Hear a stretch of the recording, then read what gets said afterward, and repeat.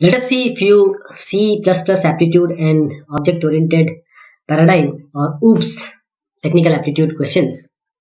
And these programs are run on these palette platforms under Windows environment, and x86 means 32-bit machine, and compiled using Turbo C C++. And the program output may depend on the information, which is based on assumption. For example, size of int is maybe 2, maybe 0. So it may vary for some compilers and system. So let us take the first one. This is a class called sample. You have a pointer, then you have a constructor here with pointer equal to new int and I. You have a destructor here, delete this pointer, and there is a function called print value, and this value is the value at this pointer. Then we have some function, and this we are passing this sample x, okay, and then we are counting, say I am in some function, and the main is saying that we are making sample s1 equal to 10, and then this function will be calling this, and then we will be printing print value this function. Okay, so what will be the output? Tell me what will be the output. The output will be, say I am in some function, because this function will work all right. This function, there will be no problem with this function. This some function s1, that means you are passing this sample x, and when you pass this s1, this function is doing nothing, but it will say it is just counting or printing same function. Then what about the second one, s1 dot print value? Here you will get a null pointer assignment. Why this is? Because as the object is passed by value to this function, here see we are passing x, which is the object of this class sample. When the object is passed by the value to this some function, the destructor of the object is called when the control returns from the function. So when this print value, this function is called, it meets up with the pointer that has been freed, already been freed. You have a destructor here. Okay. So the solution, what will be the solution? Means you want some value to be printed, is now to pass the sample object not by this x, but by not by value but by reference. So you can pass some function. In this you can pass the object, that is a class sample, and the object x, and then you say I am some function. Then because when we pass object by reference, the object is not destroyed while returning from the function. So I hope this question is clear to you. Then which is the parameter that is added to every non-static member function when it is called? A very important question is this. What is the parameter that is added to every non-static member function? We are talking about non-static member function. Which parameter is added? The answer is this pointer. This pointer is the parameter which is added to every non-static member function, because how are you going to call? For that you have this pointer. Now the question is, you have a class base. This is a class base, and in this you have public, say you have b value, and this is a constructor where you are assigning 0 to this b value. Then there is a derived class which is inheriting the base class with public attribute, and then again in this we have a d value.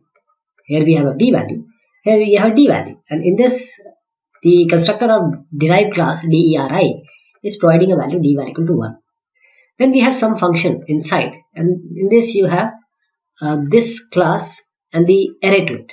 Okay, so this is a pointer and the size. Now you are trying to print from 0 to size with AR++.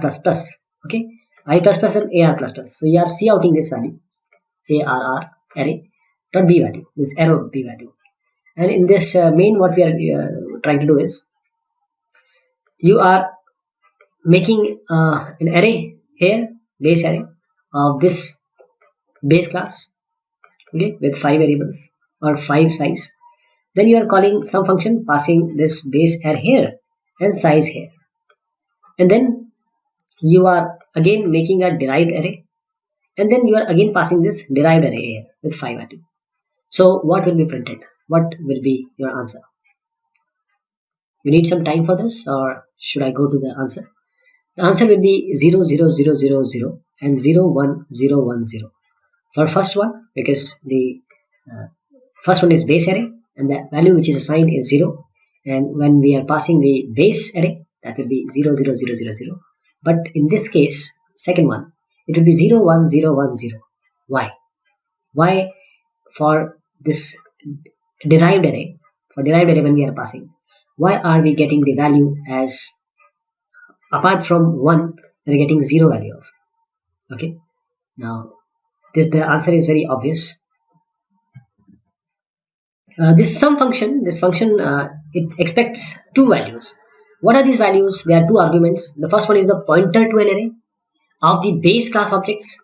Pointer to an array of base class objects. So this is an array of objects. And the second one is the size of the array. When we call for the first time, that is the first call of some function, it will call it with an array of base objects. So it works correctly and prints the b val of all the objects, that is 0 0 0 0 0. Okay, base class. When some function is now called for the second time, that means I am talking about this calling. What happens when some function is called for the second time? The argument passed is the pointer to an array of derived class objects and not the array of base class objects. This is obvious. We are sending the derived array objects, but that is what the function expects to be sent. So the derived class pointer is promoted to the base class pointer, and the address is sent to the function. So some function knows nothing about this, and it just treats the pointer as an array of base class objects. So when AR plus plus, or you are adding one value, this is met, the size of the base class object is taken into consideration and is incremented by the size of int bytes for b value. Okay, with b value, which is our 0. This is the derived class objects have dval, bval, and dval as the member. So it is size will be equal to size of int plus size of int. That is why the value which will be printed is something like this: 0 1 0 1 0. Now let us come to the next one. We have a class base. In this we have a base function which is printing from base. We have a derived again class which is inheriting this base class, and the base function will be called from derived. Now we have some function which is taking the base object as base, and it is pointing to the base function, which this function. Okay, this is another function. In this main, we create a base object, and in this function we are passing the base object here. Okay, then we create a derived object, and then we pass the derived object. Here we pass the derived object. First is base we pass, then we pass the derived. And in this case, what will be the result? Can you tell me the result? Very obvious about the first one. We have just discussed in the last question what will be the printing. And the printing will be from base. Since this is very obvious, this is going to call from base only. But we have seen in the previous answer also, this sum function expects a pointer to a base class. This wants the base. This is asking for a base object. In the similar fashion, if we go to the last question, this is expecting a base array, means the array of base class. The objects which are created, 5 objects which are created, placed in an array, and this array is pointing to the base class. So in this case also, some function is expecting a base a pointer to a base class, and since a pointer to a derived class object is passed in the second case, we are passing the derived object, which should be the base object. It treats the argument only as the base class pointer. It will not consider it as a derived object, and the corresponding base class of this derived class will be called. So again, this from base will be called. So there will be from base from this one, and again from base from this one will be called. Now we have another question. In this question, we have again same construct which we have seen just now. We have a base class. In this we have a simple function called base function, but now here it is virtual. Now it is virtual. Now we have derived class which is derived from this base class, and in this we have a function simple base fun. So we have two similar function called base fun, base fun. This base fun has from base here. This base fun has from derived here. and in this function, some function is there which is expecting a base object, or pointer to a base object. This is base object, and this will be calling the base object base function. So this function or this function it is going to call. Then we create an object, base object. Then we pass the reference of this base object to this one, and then we again create a derivative object, deri object. And then in this function we try to pass this second object in this. Okay, now tell me what do you think will be the answer? Please think for a while and let me go to the answer. In this case, first is but obvious, you're making a base object and you're sending the base object here. So this is going to be called, and from base will be called. But in the next case, from derived will be called. Here it will call the base function of the derived class only. That is why this base from derived is printed. Just remember that our base function is a virtual function. This means that it supports the runtime polymorphism.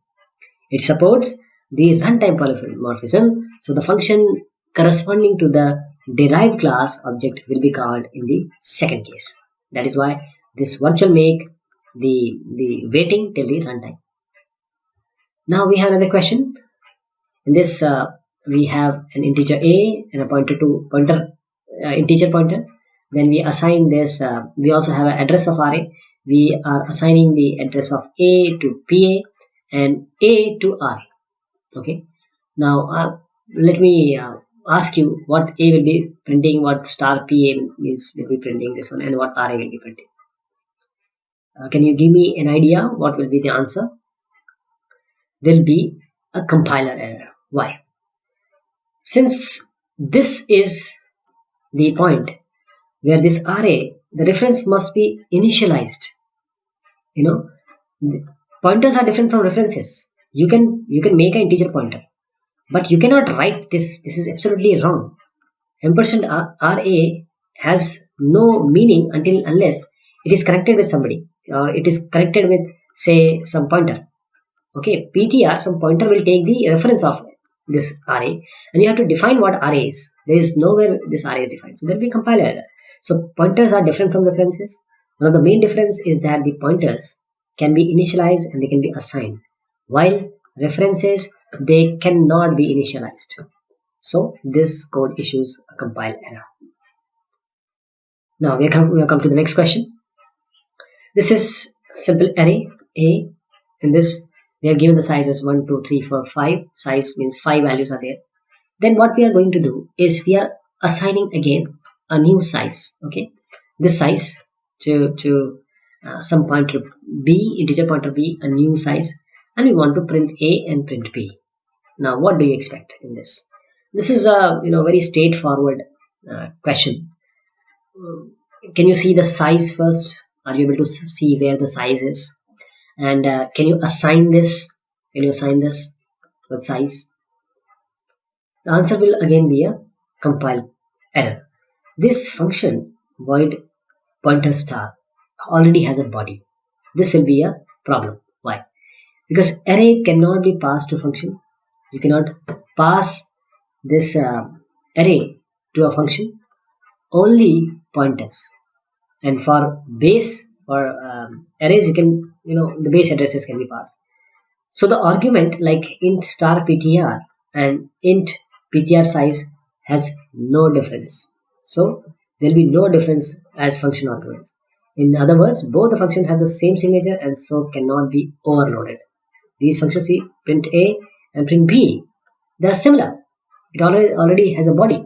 So when you are passing a here,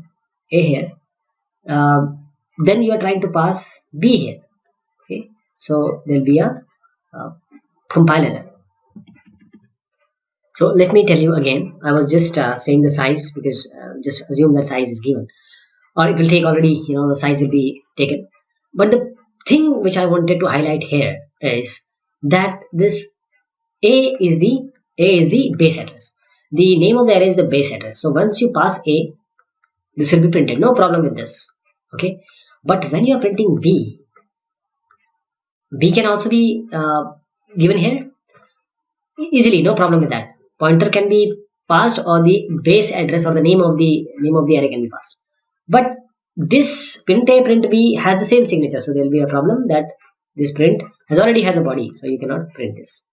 So this is all for today. We'll be taking more questions on this. Thank you so much. Take care.